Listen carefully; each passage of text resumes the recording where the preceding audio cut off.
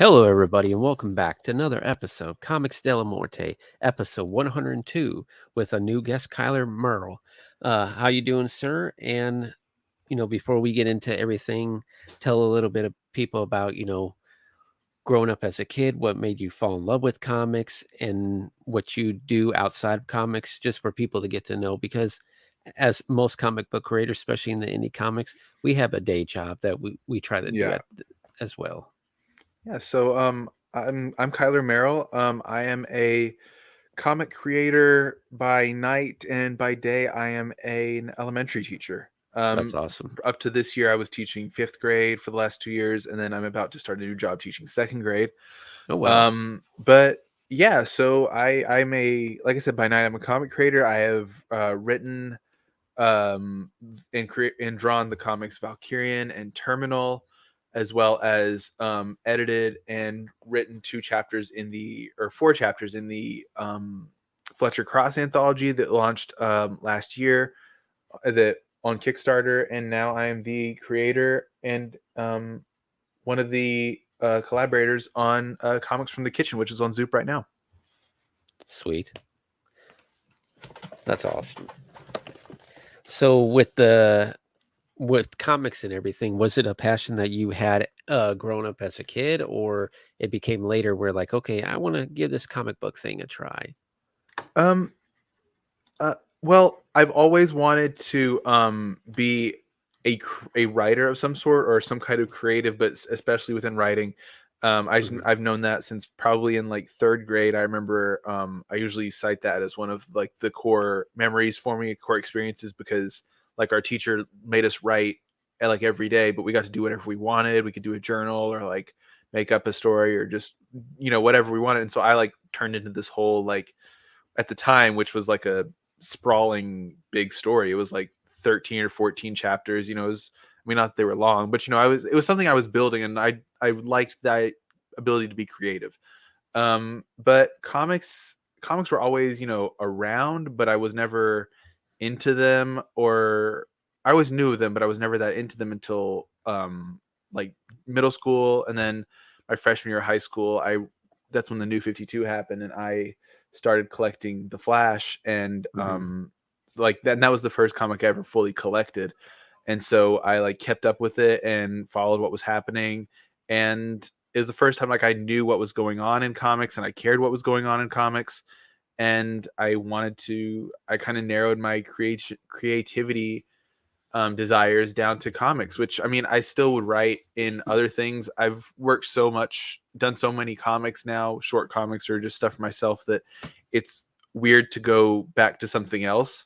But I think I would want to try it. Like, I want to, try to direct a short film or write a short film or something like that. But comics just kind of struck me, and it was of that Flash series, it was Francis Manipul's artwork that, like, just, it was something new to me, and it was different enough than this like typical comic art I'd seen before, that it really Hmm. just stuck with me, and it made me want to continue with that. Awesome.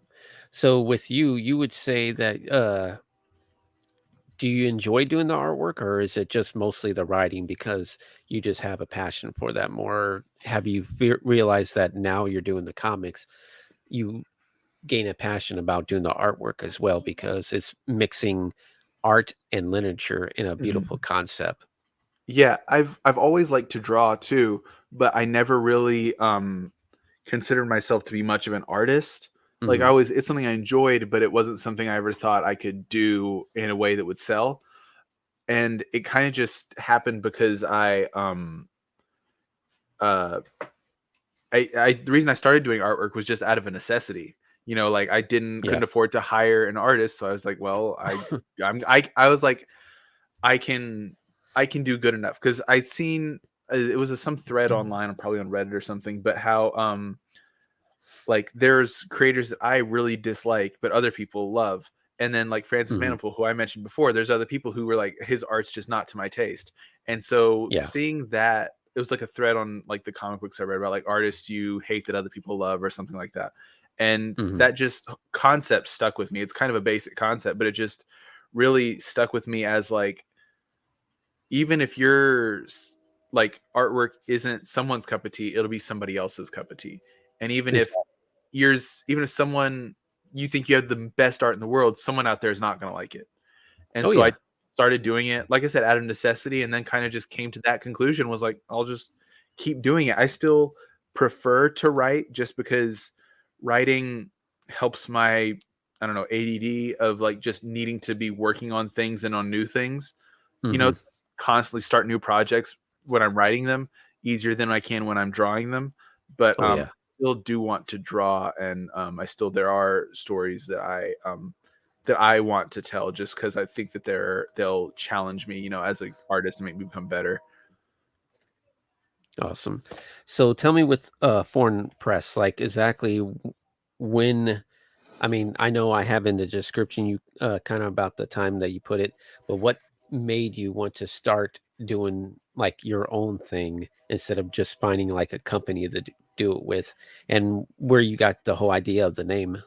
Well, it started just because I didn't see anywhere. Everything I saw online was just make your own stuff. Like, do your Hmm. thing, make your comics, and people will come or they won't. But you have to do it yourself. You can't just go and expect Marvel or DC or whoever to Image to call you, right? And so I wanted to do that, and I knew I needed somewhere to host it. I wanted my own website, and so the name Foreign Press Comics, like, it doesn't mean anything. It's not from anywhere. It's just a name that one of my friends gave me. He was like, I was trying to come up with names. He said Foreign Press, and I was like, okay, Foreign Press. Like, it just sounded cool, so that was what it was.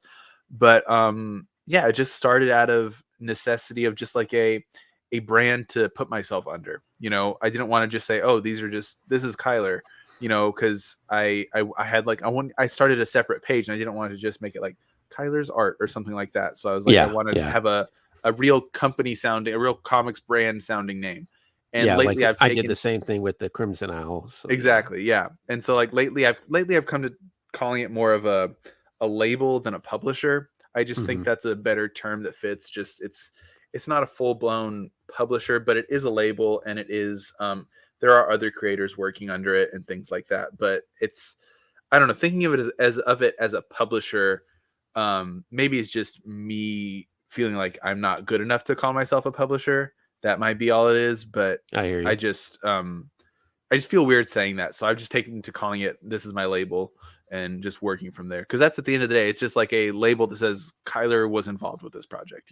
Hmm. And so I think that, cause everything that goes through, I'm involved in it editorially, or in terms of the actual creating it. So Well, yeah, and it just gives it a bigger thing. Like with you, if you are like, okay, I don't want to focus on the artwork. I just want to like get these two different books out mhm. that tell two different stories. So at least with the name, the branding, I could have my name there, but then I could put the other curators who helped me to Yeah. make this project come A- into reality. And I can, it allows me to, if I do want to submit a story as just a writer, or Hmm. I'm also trying to put myself out there as a letterer. Yeah. As so it allows me to say, okay, no, this is just Kylar doing this on his own. It's Hmm. just different than it being a foreign press project. Gotcha. Very cool. So with you teaching elementary school and everything like that, do you feel that uh let me see, like, do you feel like you have time to do that? Because I know sometimes teachers, once you get out of work, you still have to grade papers and everything like that. Yeah. Well, this is unrelated to the comic side, but it's Hmm. just related to the teaching side. Like, of that is that I've kind of set myself, my first year I didn't do as good of a job, but my last 2 years I've done a good job of setting myself in like the you know I've seen a lot, and just kind of, it's not like I'm trying to be a rebel or anything, but Yeah. I think a problem with teachers is that is that as part of the social, like, agreement to want to be a teacher, and part of the narrative you get as you go through the education program in college, is that, oh, you're a teacher, you should be self-sacrificing, you should be willing Hmm. to put all those hours in. And I'm of the mindset that no, I am not. I signed a contract. I will work during those contract hours, Yeah. but I'm not going to take if I have to take something home or get something else a little extra, I'll do it. I'm willing to put in a little extra for my job, but I'm not one of those people who's going to be up there every weekend. I'm not going to be up there all summer making copies and decorating my room up. And I mean, I will be Mhm. doing things and setting things up, but I'm not going to be pushing myself to that limit. Yeah. However, it is still hard to force myself to take time for myself and to because I get just between all the things that I want to do, and like I mentioned before, like my ADD type brain, I just want to do I want to be working all the time, and that's Yeah. a problem. And it's becoming harder for me to limit myself, and I'm starting to notice the mental health effects. Oh, So yeah. it's just forcing myself. Like lately, the thing I've done the best is I'm limiting myself to 2 projects at a time. And That's so, good. but what I mean by one of those projects, it could be like I have a little strip I work on called Peter the Fistronaut, and I just do those on. I can put 2 on one sheet of printer paper, and I can knock out 2 of them like fully, just pencils. Usually is what I do, just pencils or just inks. I can do that in about 30 minutes to an hour, depending on the complexity. And so, like after I finish those 2, then I might go to something else. But really limiting myself Mhm. and saying like, okay, or you can do just the writing on this project, or this one you're just going to do thumbnails, and that's the only thing we're going to do. Yeah. And just limiting myself to the amount of things I can work on at a time has been a big difference for me. Have you well, before we get into more like going from, teaching in comics, what do you actually teach in school?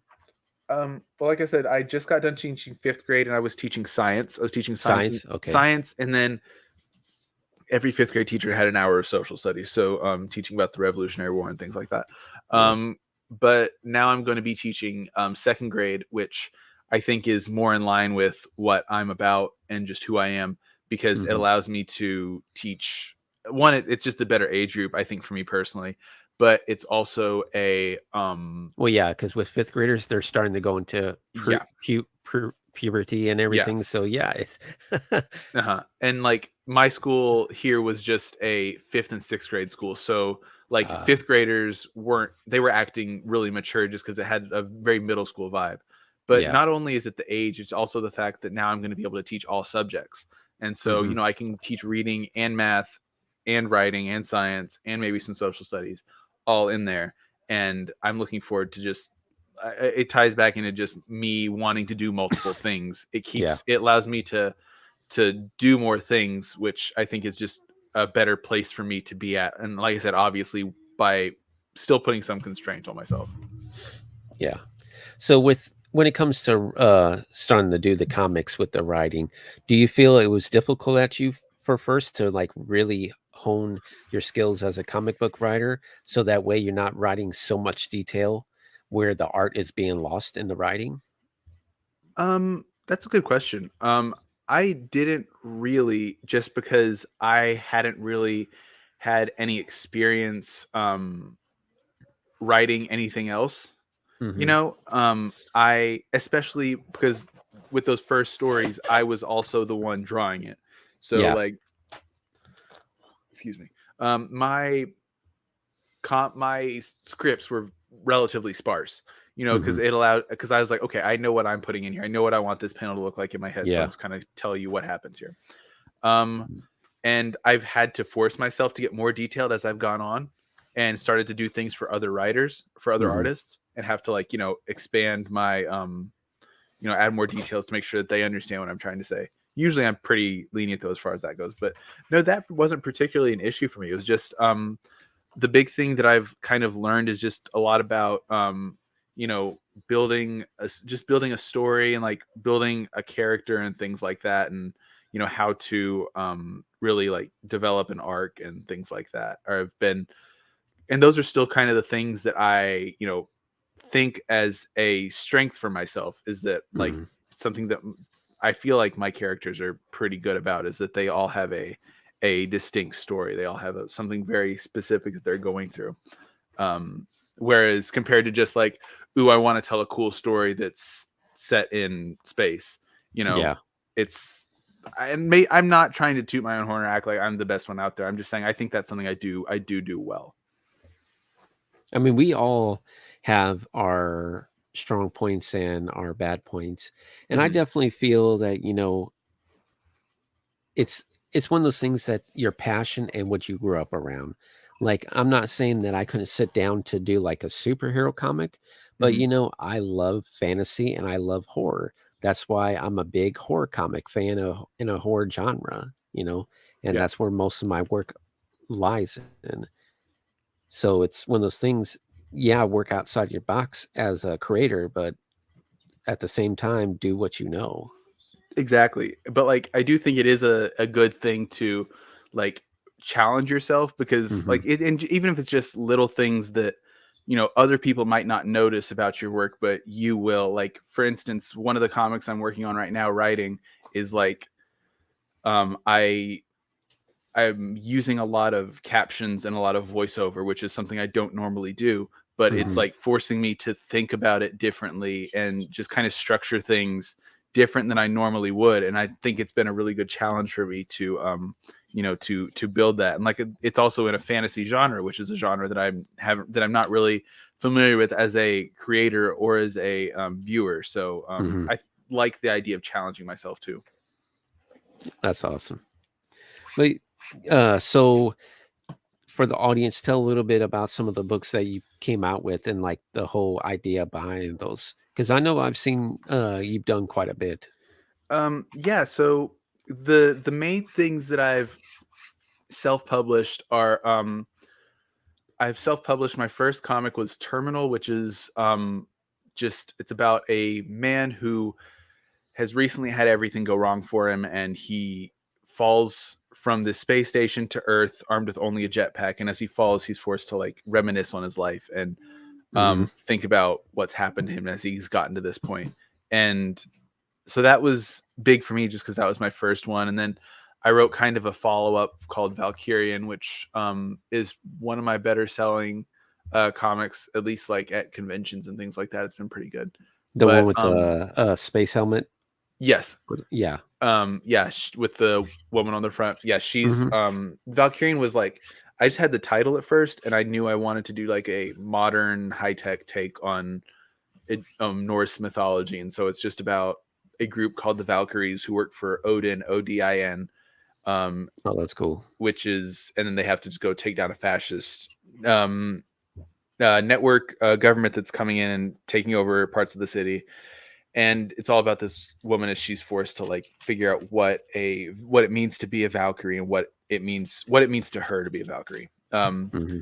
So that I have a series Outlaw Country, which is kind of my ode to country music. It's a neo-Western crime book, but it's full of like little references and things to country music because I that's just what I want to do, and that's for free online. Um, and then let's see, I also have Fletcher Cross, which came out on Kickstarter last year, right there. Yeah, I have it shared. I really like the cover. That's why it piqued my interest. Yeah, it's by the cover's by Veronica Jones. She was great in the anthology as well, but she or that project was I did another anthology a couple years ago in 2020 called Hmm. Pandemics and Panels, and it was just kind of a I'd never done it before, had no idea what I was doing, just kind of threw it together. And that went well, so I decided to do another anthology, and I asked my friend Derek Crow to be the co-editor on that with me, and we together wrote all together. He and I wrote, I think, 10 chapters or so in that book. Hmm. And it's just what's interesting about Fletcher Cross is that it's a narrative anthology. It's an anthology with different creators, but it's all featuring the same character. And if you read it from front to back, it has a full story the character goes through. Um, in which, by the way, all these comics you can get as part of Comics from the Kitchen, the Zoop campaign we have going on now. But yeah, Fletcher Cross was something I hadn't seen done before. And I kind of told myself, if I'm going to do an anthology series, I'm not just going to do, oh, this is all just a horror anthology, or this is all just a sci-fi anthology. Like it's going to be something different to it, which is still true with Comics from the Kitchen. And then besides Comics from the Kitchen, the only other thing I have is called Peter the Fistronaut. It's my I mentioned it earlier. It's just a weekly webcomic that I do that's just about a fish in an astronaut suit named Peter, who Mm-hmm. goes on a series of adventures through the universe with his friend James, his cynical robot companion James, and it's like Star Trek meets Calvin and Hobbes. It's the most fun I have making comics, just because I get to tell whatever story I want to, and it's relatively easy to make. It doesn't take me a bunch of time, and it's just a really fun project for me. And that That's brings us cool. to Comics from the Kitchen, which is on Zoop right now. It's a cookbook and comic anthology in one. Very cool. Now, with you starting to write comics and everything, do you feel that you have a favorite genre? I mean, well, the sci-fi fantasies. So, well, you Mhm. said sci-fi, right? Yes, Yeah. sci-fi is, well, fantasy is definitely my weak point, because I haven't really consumed that much fantasy since I was in middle school, like, Hmm. and just so I think that's part of it, because I started saying I wanted to write a fantasy, so I started listening to a series of audiobooks, and that made me want to write more fantasy. So it's kind of, whatever you're viewing at the time. Hmm. But yeah, usually I stick to the sci-fi genre, but I'm kind of attempting to delve into the fantasy a little bit. And yeah, that's kind of just been the best thing for me. And then the thing about the Peter the Fishernaut webcomic is it's a little bit of slice of life, which Hmm. I've also wanted to explore and just try out. And so that's been fun to do as well. Oh yeah, I mean, you could still do like a fantasy or a sci-fi, but still have that slice of life in there where you're Yeah, trying to ground like, okay, we're gonna have stories that are gonna be like simple life day-to-day things, and then you could throw in like some crazy like space battle or dragon fight, whatever you want to exactly. Yeah. do, you know. And that's kind of what the Peter the Fishernaut is it's just like little things of like just different adventures that happen to them in different places. Each arc they end up on a different planet, and it's just, Hmm. like one of them they just learn to meditate, one they learn it's just a haunted house, like another one it's just another day for them, and it's like Yeah. like I said, it's like Star Trek in that, just they're always just finding new things and discovering new whatever. It's just kind of what happens for them. That's just a, like, if you watch Star Trek, that's just a day in the life for the Enterprise. You know what I Oh mean? yeah, for And sure. so that's kind of what I'm kind of doing for these guys too. This is just, yeah, they always encounter weird stuff, but that's just a day for them. Yeah, you don't think about it, but that's pretty much what Star Trek is. It's a Yeah, slice of life, but in a type of setting you would never think about. exactly. Yeah. Oh, that's awesome. So with the web comic and everything, can people read that on your website, or where do you have that posted at? All of our stuff is on Global Comics, but Hmm. to stay up to date with the web comic, like I said, it's weekly, and that's just at foreignpresscomics.com/fishstronaut, Hmm. which is just fish and then the word stronaut, like astronaut without the A. But it's just all on our website, or we will, when an arc finishes, I will upload the whole arc to Global Comics as well. But the main thing right now is it's if you want to be weekly with it, it's on the website. Gotcha. And I could tell. Now, did you do the logo for your branding? Because it does have like that science, like fiction type of style to it. I actually did not. That was something that I hired out for off of Fiverr. It Hmm. had really good. I've had mixed luck on Fiverr, but that was something that logo and the Comics Unscripted logo I've had a lot of luck with. And Hmm. so yeah, I cannot find. I'm trying to look it up right now, but I can't find it. Who did that for me? But yeah, that was a great thing that again just kind of fell into my lap, and I've been awesome. It's been awesome. Very cool. So when it came to like you branching out and everything, where did you start finding some of these artists to help you out with the projects so that way you wouldn't have to do everything yourself every time? Originally it was on Reddit, on the Comic Book Collabs subreddit, Hmm. was the first place that I learned about how to make comics, and like got to see how other people did it and just be a part of a community that did that.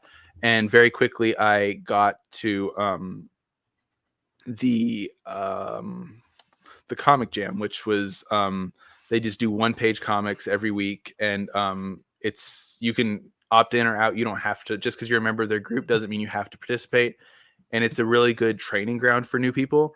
Mhm. But that's where I originally just started as an artist, and now I just do as a letterer. I've never done actually writing any writing for the comic jam. I probably should, but it's now, like I said, I use it as a place to kind of work on my lettering, because that's something that a craft that I want to just improve on. But that was the place where I met other people. That's where I met Derek, who I contributed to, who helped me edit Fletcher Cross. So, and he has edited Outlaw Country as well, and so that was kind of the first big creative friendship that I made within comics, and that was through the Comic Jam. And then slowly from there, it's just been through Twitter and through different Facebook groups. There's a Facebook comic book anthology creators group that I was added to, and that's been a great place for me. But yeah, Mhm. that it's mostly just Twitter, the Comic Jam, the Facebook group, and then every once in a while comic book collabs will still come through for me. But yeah, it's kind of just a little bit of all over. I see now, I went on your website and everything. I see that there's a podcast. Do you do that as well, like, Yes. all the time? No. I do. I knew that I had to limit myself to um being. I made the podcast is bi-weekly, so it's every other Mhm. week. Oh, okay. Just because I knew I couldn't just force myself to do it every week. I knew it wasn't in the cards for me. Just on Mhm. top of, like, like we talked about earlier about balancing like different things, like that's just, I just couldn't do it, especially with the original intent of the podcast was to do a book club every episode as well. And I knew it was going to be a lot to read that many books, but even without the books, because those have kind of fallen out as I've gone and lost some of the time. Because I first started the podcast, it was like the year after I was still in my first year teaching, and so I was feeling pretty good and feeling pretty young and youthful and like Mhm. ready to go. And then now Yeah. I'm just like tired and can't do it anymore, even though it's only been 2 years. But yeah, so I've done what I consider 2 seasons worth. I just take a break over the summers. So yeah, right now I'm not doing anything, but in about August or September, I'll get back on it. But yeah, I do that. It's just me with different comic creators, And I just see you talking have about a them and their submission projects.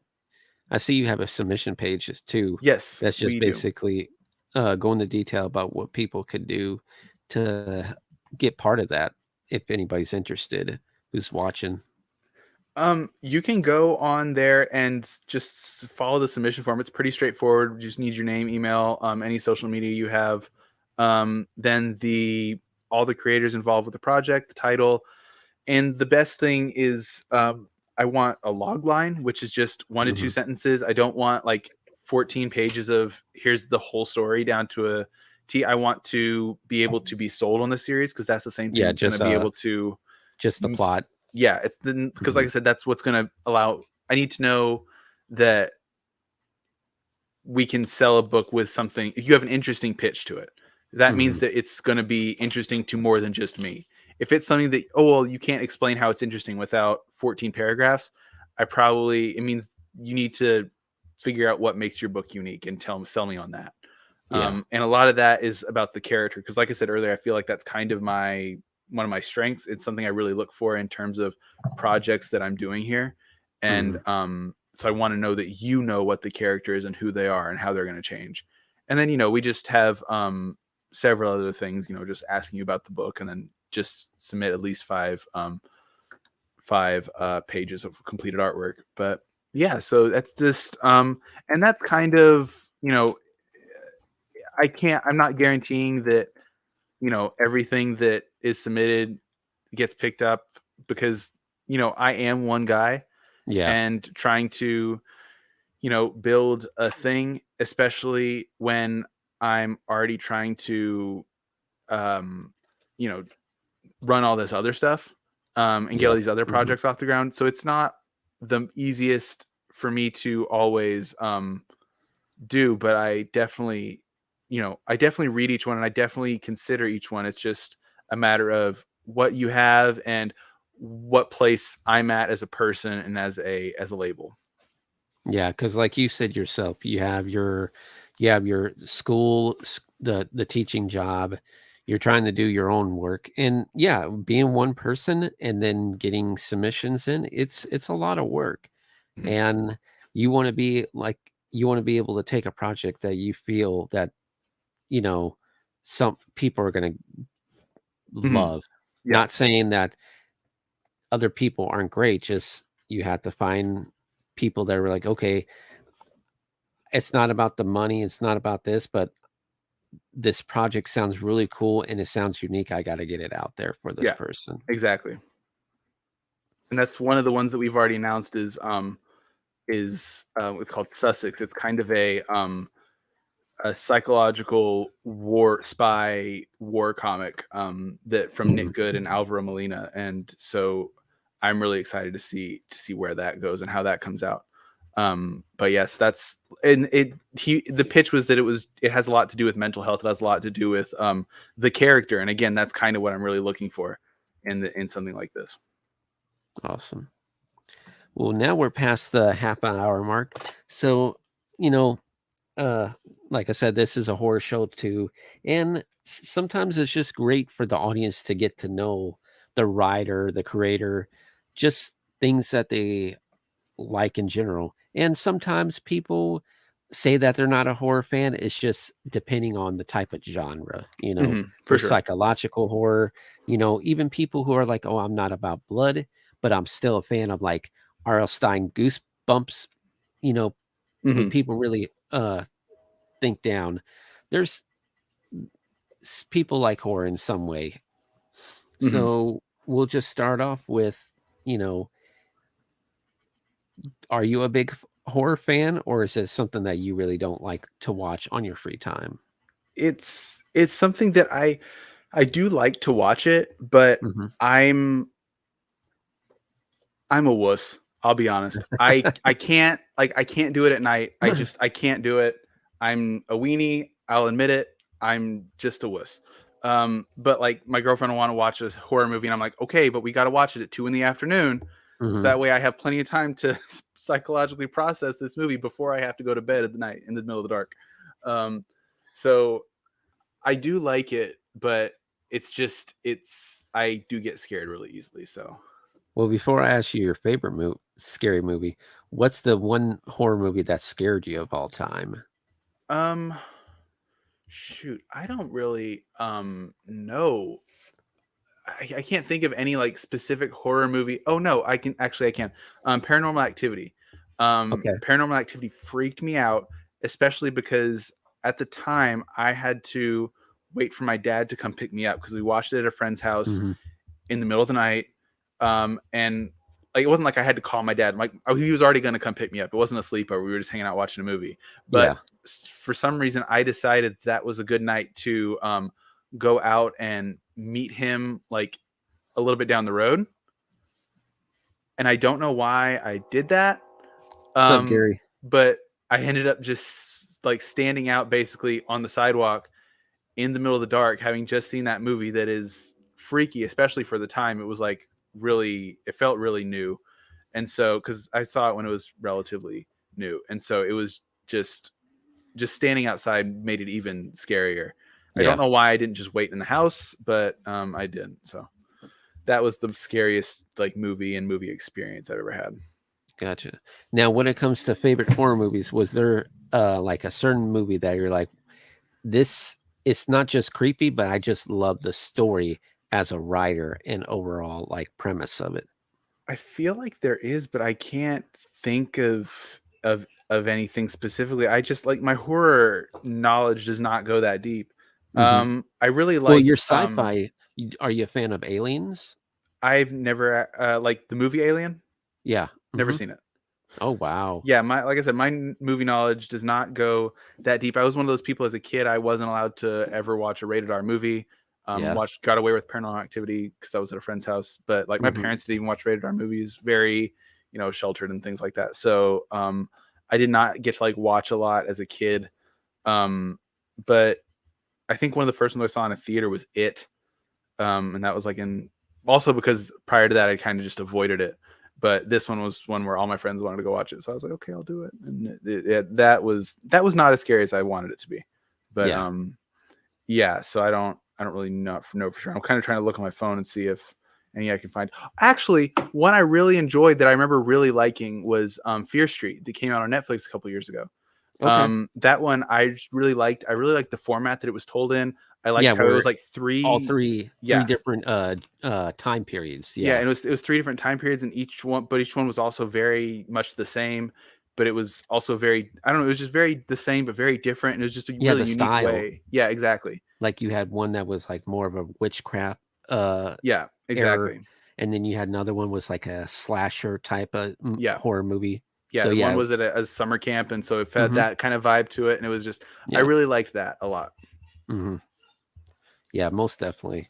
I remember watching all three. Really good Hmm. stuff. So you said that you weren't watching a lot of horror movies as a kid, but did you have like any type of like favorite slasher or slasher that really piqued your interest? Um, Like Freddy, Jason, any of that?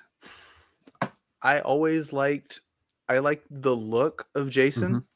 I Okay, thought yeah. just the mask was cool. And then, but I thought the idea of Freddy was the scariest. Yeah. Again, not having seen either of those movies, but just through society, I knew what Freddy Krueger did, and so I Hmm. thought that was a really cool idea, really creepy idea. But like I said, Jason's look was really really awesome. Yeah. Most definitely with the hockey mask and Yeah, everything. It's just exactly. sometimes it's one of those things, uh the more simpler the design, the more Uh huh. imitating it could be. Yep. Exactly. Now with uh monsters and everything in general, did you ever grow up watching any of the Universal monsters like the Dracula, Frankenstein, anything like that? No, I didn't. I just didn't. My parents weren't that into horror or anything. They weren't Hmm. really into like that just wasn't really their genre. Like my dad was a big comedy guy, so I remember watching like Naked Gun and things like that. Yeah. And then my mom just watched Hallmark movies like 16 Candles, things like that. Yeah. But so horror just wasn't in the household honestly very Hmm. much, and so I didn't really. I can't think of any like I know there have to be some horror movies, but I know like as a kid we had to really watch out because like one of my brothers, he would get really scared to the point where he would like have nightmares about things a lot. Yeah. And Okay. so we kind of had to be watchful. Like I remember Night at the Museum when he was probably like, I don't know, 6 to 8 or something like that. But something about that movie like really freaked him out. So like we had to I just remember like we couldn't watch that movie again for a while and just different things that I remember really freaked my brother out. So it just wasn't really around that much. Hmm. Gotcha. When it comes to you writing and everything, do you ever feel like you might actually sit down and write like a horror type of style for comics? Or is it like something that you never really thought of? Because I Yeah. know on your website, I seen like there was like a horror cover or something. I can't remember what it's called. Oh, Frosty, was that the Frosty thing? That was something that's still they're in the process of getting all that stuff handled at the moment. But I think no, so. okay, well, Like it was a black, or it was like a black cover. well, it might have been Sleep Sister Sleep Sleep, which Sister. is yeah. Yeah. Sleep Hmm. Sister Sleep is it's by Ian Vanderwalt. It's like a surrealist, weird alternative take on Alice in Wonderland, that Hmm. type of story. And it's really weird. It's really creepy, and I love it. I'm always interested whenever he has another issue for me that I'm really interested to see like how it goes and what he does with it because it's Gotcha. just a really weird series in a very good way. But I don't remember if you asked. Oh, do I write horror? Yeah, I horror is like the thing that I find myself writing the most when I'm writing just like a short. Hmm. I have like a Google Drive folder that's full of just short scripts, and Well, most horror movies, especially growing up, especially during the 50s and 60s, most of the time were just short stories, part of an mhm, anthology. yeah, and I just think that fits better because it's just harder for me to like come up with a horror that lasts a long time. Like there was once for I was asked by a publisher I submitted a short horror story, and Mhm. was asked to, you know, see if I wanted to expand that to a full issue to as part of this, what this publisher was planning on doing. And so that was hard for me, was to turn what was a short, which is already hard sometimes to turn a short story into a longer story. But I think especially because it was a horror story, that made it even more difficult for me to kind of figure out what could be expanded on without kind of ruining the mystery of the horror aspect of it. Because that's a Yeah. big part of horror for me, is like, I really like horror movies where you don't know what's happening, you know? Psychological. Yeah. Yeah, I mean, and I do think a good, like, slasher is good too, but just when you can still have some element to it that's like really creepy or really like unknown, that's kind of where the real, I guess, creep factor comes in. So yeah, I'm just looking right now. One, two, three, four. I guess I could say five, six, seven of the 11 scripts short scripts I have done are horror, and it's just kind of, I think, could be classified as horror if you wanted to. Well, that's the good thing that I always say on the show here. Like, people are like, "Oh, horror genre," but you got to realize that horror genre has subgenres. You could write Yeah. a horror comic that's about slashers. You could write a psychological. You could write a supernatural, Hmm. or even you're a big fan of sci-fi. You could write a sci-fi horror comic. Hmm. You know, Well, that's what and one of the ones I'm looking at. It's like that I said. I don't even know if you'd classify as it's like a mhm, social horror. I think you could classify it as, because it's like about, like, has to do with like this thing kind of plaguing society, and so mhm. like it's not a standard, just a slasher movie or anything like that that people would normally think of. So you're definitely right there. Oh yeah, I mean, I know it's a big thing right now because of the Gotham Knights video games, but when you really think about it, like with DC Comics and the Court of Owls, you have this, secret society of rich people controlling everything, and that could be a horror aspect too, Hmm. where you're thinking that you're doing everything on your free will, but people are pulling the strings behind everything to make sure if you fail or not. Hmm. So yeah, there's definitely ways to go about it where it doesn't have to be like some scary monster or some bloody scenery. Yeah, exactly. And that's the good thing about a lot of the Outer Limits and Twilight Zone. A lot of them didn't have like the big like blood and gore, but they had horror elements to it. Exactly. And like, I think like a more, like Black Mirror or something, a lot of those Mhm, I don't think would do as good if you made a whole, do you probably someone I bet the people who make it probably could do a good job, but I feel like, mhm. if some of those were a feature film, I think it hits better when it's just an hour long, 45-minute episode. Yeah. Yeah, most definitely. So with your comics and your brand, have you thought about doing any cons? Yeah, I did two last year. Last year was the first time I'd ever even been to a convention. Hmm. Just because previously I hadn't really had a lot of access to them. And then last year I just decided, I'm gonna bite the bullet and do it. Prior to that, like the year before, I had only one book published, and I felt dumb paying, $100, $100+ for a table to sell one book, and that was it. And Yeah. so instead, I waited, and then later I talked to some other people, and they were like, "No, you totally should have done it." And I was like, "Well, too late now." But anyway, I did last year for the first time, and that was really fun, to just get out there and sell my book, and to meet people, and to just kind of put the name out there, because now I've seen other local creators, seen Hmm. their books on shelves at different places, Yeah. even if it's just local places. But I can be like, "Oh, hey, I met that guy," or, "Oh, I know what this is."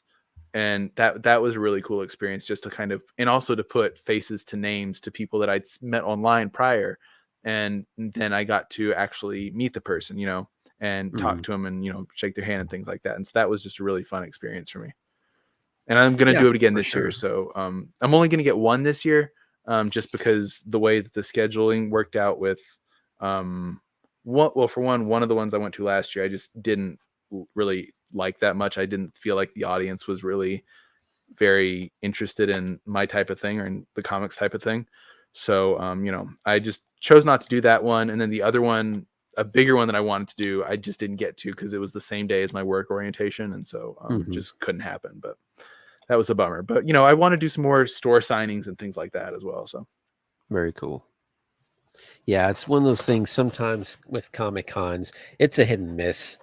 mhm. But I always feel like if you could find a convention that's like related to some of the stories you could do, like maybe when you get like more of your sci-fi stuff out there, you could like go to a science convention and people would probably eat up on that stuff just Yeah. because they're looking for stuff like that. Exactly. Yeah, and there's like just different things that I'm working with. Like I'm working on a couple things that are I would consider more zines Hmm. style format, and so we also have a local a zine fest that I want to go to this year.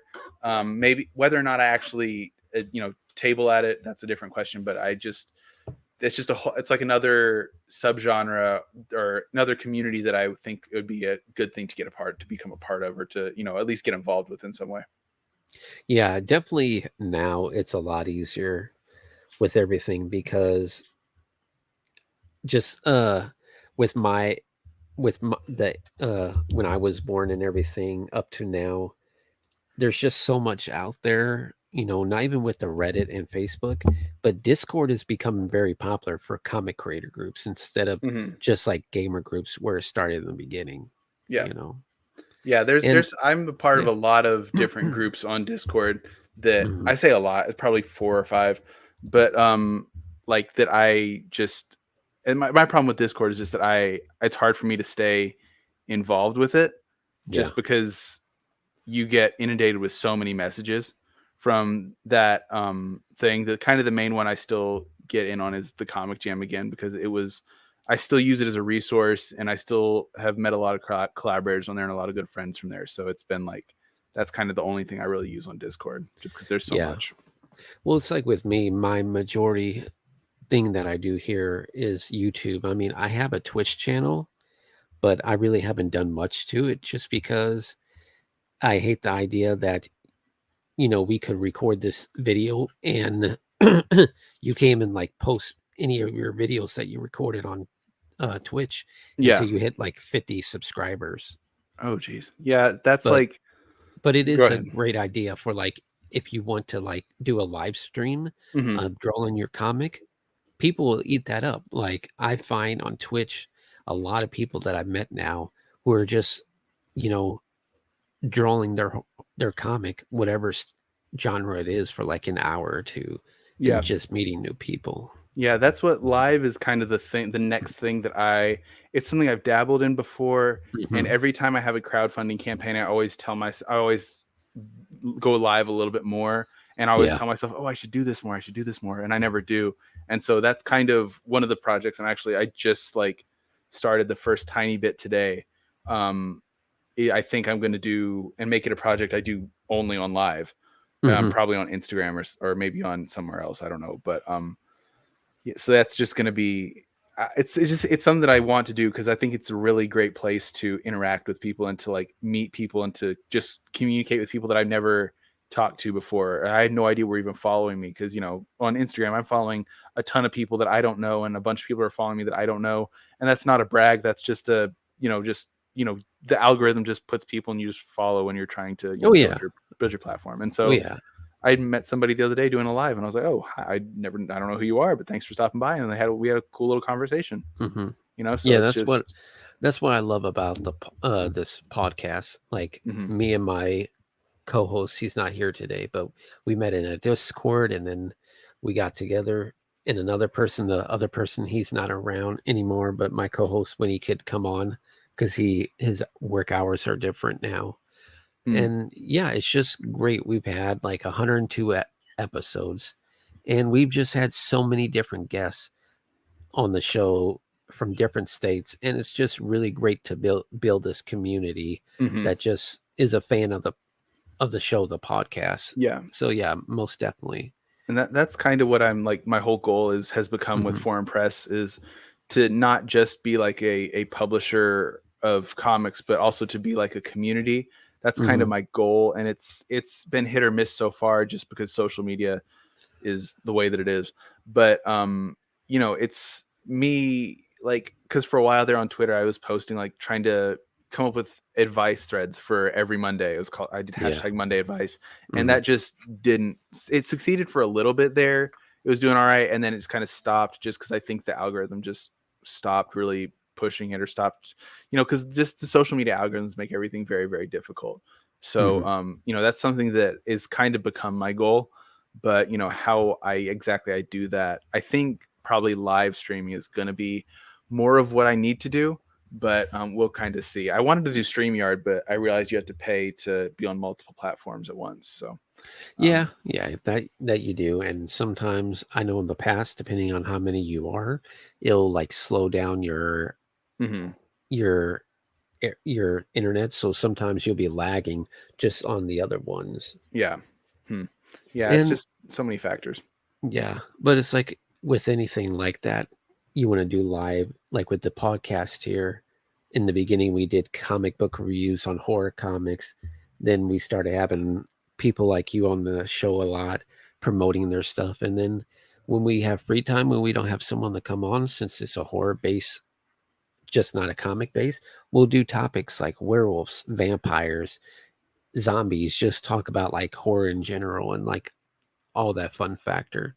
So Yeah. yeah, definitely. If you plan to do live, a lot of people they just don't know where to start. Like some people are like, "Oh, I'm not a guy that's just going to do a tutorial, or I'm not a person that just wants to sit and draw all day for people to watch." So it's just trying to find the time and trying to just decide what's going to be unique about your channel that's going to stick out from the rest.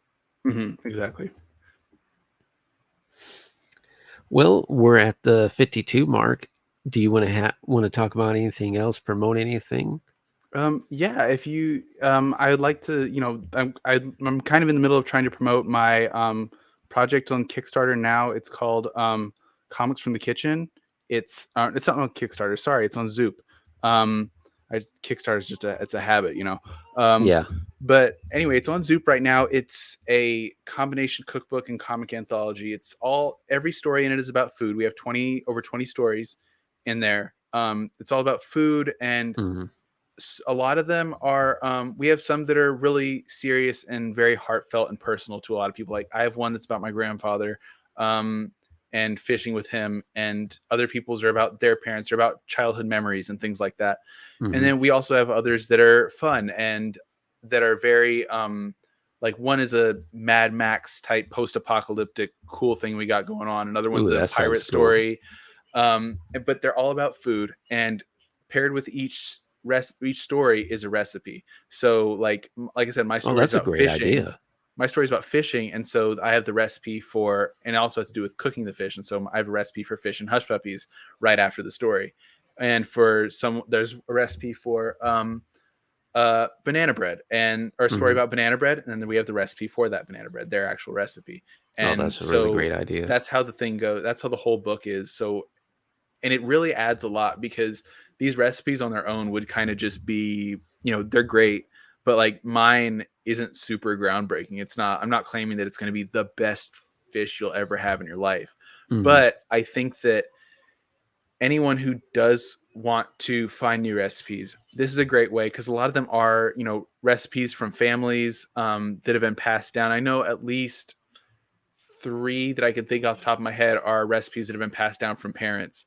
Um, and so when you read that comic and then you make that recipe, I think that makes that recipe a lot better, and it gives a lot more heart to it once you know where it came from and who's making it, and you get a Hmm. piece of that person with it. And so that's why I think this project is really, really beautiful, and it's really something that's going to I think it's something really interesting, and it's a really unique take. Currently, we're at 45 backers. We're just over 25% funded with 3 weeks to go. Awesome. So we have Congrats. plenty of time. But we still have a long way to go. So, anybody who sees this, if you're a fan of comics or a fan of food or cooking or like specifically in comics like autobio comics, this is a very big source of autobio comics. It's a really great place to go to. But Gary says he yeah, loves the idea. awesome. Thanks, Gary. Go back it, please. Sorry.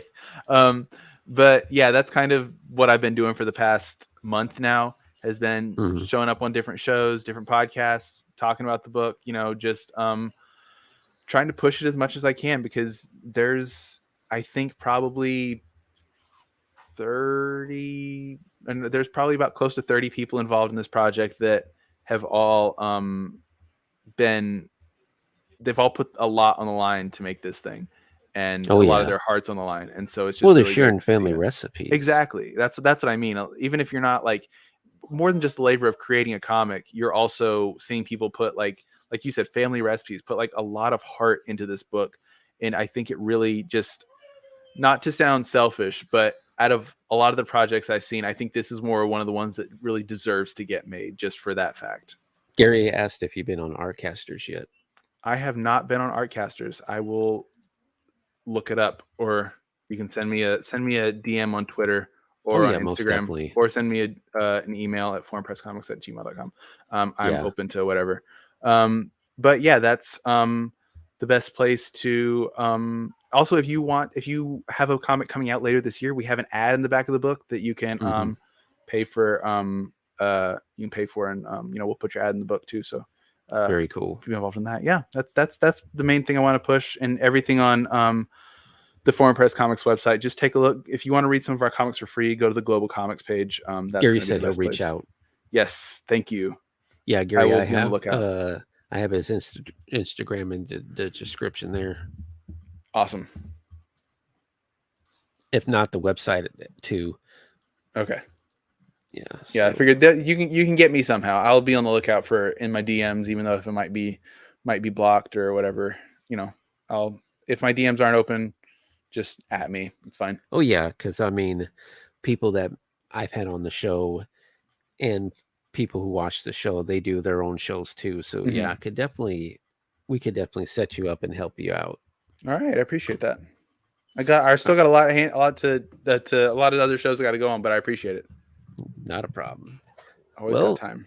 Gary, thank you for stopping by as always, my friend. And thank you, everyone who's going to be watching afterwards. You all have a good night, and we'll see you next week.